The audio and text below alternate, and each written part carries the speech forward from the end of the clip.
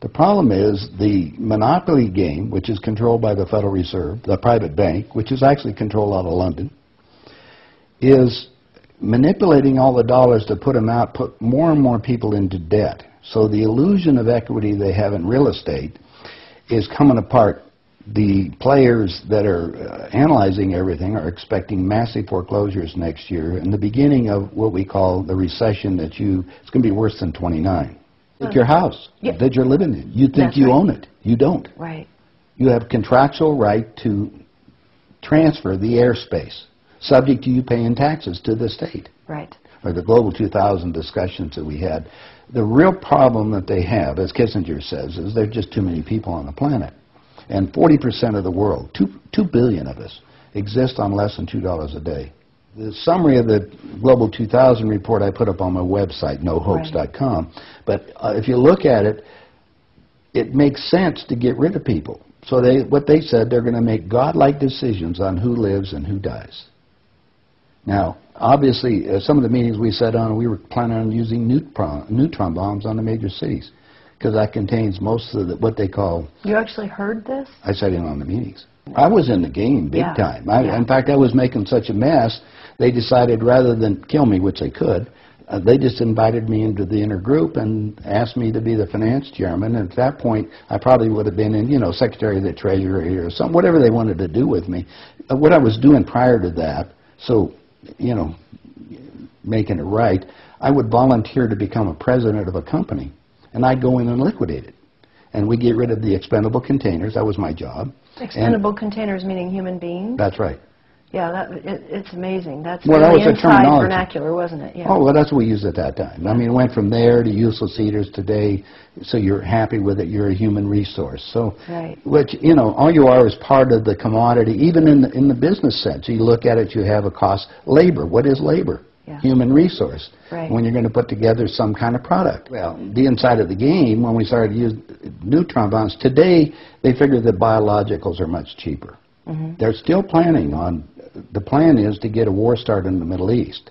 And they're still planning on using a neutron bomb, or one of the bombs that they've got developed on Israel. Mm-hmm. And that's to begin World War III, which is all in the cards. And it's going to happen. They even put a monument up to this whole program. It's called the Georgia Guidestones. Outside of Atlanta, and they've got it all set down there. It's all in 8 languages. Basically, it's fait accompli as far as they're concerned. It's just to get the thing going in the Middle East, and it's not going fast enough. I mean, Carter put this thing in, so we have the Plan 2000, with the war starting in the year 2000 in the Middle East. Right. Reduce the population of the planet down to 500 million, have one world currency under the Homeland Security, or FEMA if you want to call it. They're going to declare an emergency, which are going to shut down everything. My friends, my CIA associates, I don't even call them friends anymore. CIA is crooks in action. Yeah. They're all professional liars. Yeah. I mean, they got to be if they have that job. Yeah. So you have to look at what they're doing. Anyway, they're so concerned, they're leaving the country too. Most of them are going to Latin America. Meanwhile, they're closing in every day right now, just closing in to make it so we're going to be set up in these enemy prisoner of war camps. I published a book. It's called Chaos in America. Mm-hmm. In it, I was asked to build an enemy prisoner of war camp. I put the contract in this book. So you can read it for yourself. This is in downtown Las Vegas, right on the railroad tracks. It says enemy prisoner of war camp. They're all on top. And they're building them all the way across the United States right now. Bush signed an executive order taking the old forts and the army places that we shut down to get those organized to hold the so-called dissidents. Now, what's the definition of a dissident?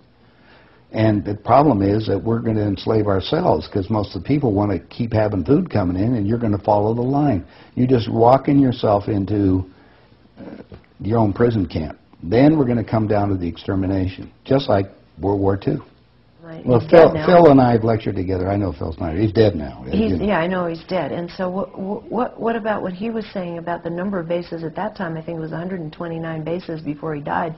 Underground had already been built. Is that all for the elite? Yeah. Really? What are they going to do with the rest of the people? They just get rid of them, leave them above ground, and be radiated. Now, my son happens to be a nuclear physicist. Mm-hmm. Spent the last 3.5 years in a secret city in Russia. They're about 12 years ahead of us. They have 22,000 nuclear warheads. And of course, we're the target. The Soviets have 3 nuclear submarines on the west coast and 3 on the east coast. They're about 2 football fields in length, 5 stories tall, and they all are nuclear power and aimed at our major cities. West Coast gone. Well, because the plan is the northern hemisphere is where they're going to release the nuclear bombs, and the theory was that the winds from the North Pole that are coming down, because that's increasing drastically, will go to the equator, and there will be very little spillover because of the reverse of the winds, because of the southern hemisphere. So therefore, the nuclear radiation here will be a lot more than the southern hemisphere. And this is a fait accompli, you believe? Oh, they think so. Oh, yeah, they think they've won. That's the reason why they don't bother about me talking about it. They don't care whether you know or not. What are you going to do about it? And you have no idea what China is until you go over there for yourself. With 1,300,000,000. You understand? Almost, well, a little over 4 times our population. Right. It's, you know, I spent some time over there and I had some government friends. They think what they're going to do is let the West go have its fight. And then they want to clean up. They say it's been 5,000 years. We want to run the world when they get through. And what they're doing? Acquiring all the assets. They figure that Canada and the United States, the property there will, the food growing areas will be enough to take care of their people. And that's what they're looking at. Why are they? I mean, they bought so oil. the U.S. will become a resource. Yeah. Whatever's left of it. Whatever's left of it. Yeah. You seem to be in a unique position to be able to put a fair amount of this together, which is quite interesting. Well, I walked my talk. I played the game. You played the game. You know one level of it. And I know. I used, like I say, I used to play around with the world leaders, so I know what they're planning on doing. What change of heart? What happened in you that made you decide to share this information that happens at the inside levels? Well, it come back to a moral situation that happened to me, I think. When I flew to Aspen. I brought my 2 daughters up there so they could go skiing. And when I was invited to this meeting. When I walked into the room, the world leaders were there. That's when they asked me to be the finance chairman.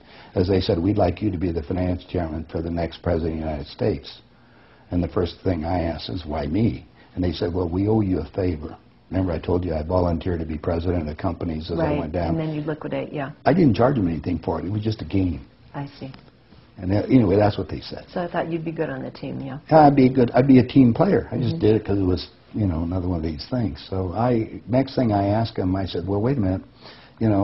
I just started this $100 million project. And they said, don't worry about it. We'll put it on ice. And I said, okay, who with? And I said, well, you can do that. Then I said the next thing was, who is going to be the next president? Now, this is 2 years before he became president. Right. And they said Jimmy Carter. And I said, Jimmy who? And they said, well, he's the Democratic governor of Georgia. And I said, I've been voting Republican. And Paul Volcker said, son, don't worry about it. We control them both. Yeah. And I said, well, I got the next question is, what does a finance chairman do? Yeah. I haven't been doing that. I've been playing all this other stuff. They said, well, you sit down with Ted. And so I sat over with Ted Kennedy. He's sitting right next to me. And Ted and I are, he's just joking. He says, George, you're going to love this job. You're really good with money. We're going to send you out to all the state Democratic functions to raise money for the National Democratic Party. And he said, you're going to meet some real foxy ladies. And just then, my daughter walked in. Ted looked at her and he says, wow, I want to go to bed with that. I says, no, you don't, Ted. That's my daughter, and she's 14. And his response to me was, I don't care. I was livid. I really didn't know what to do. So it was that moment, well, that wait a personal minute. insult. That was part of it. Yeah. I got up, I walked across the room. Yeah. I then talked to Pierre Trudeau and his wife, who was the Prime Minister of Canada at that time. And I'm sitting in front of them was a little half cigar box full of white powder. And then I'm looking around the rest of the room. I said, my God, something hit me at that point. If the world leaders have to resort to this, I don't think I want to be part of this thing. I mean, even to the dark.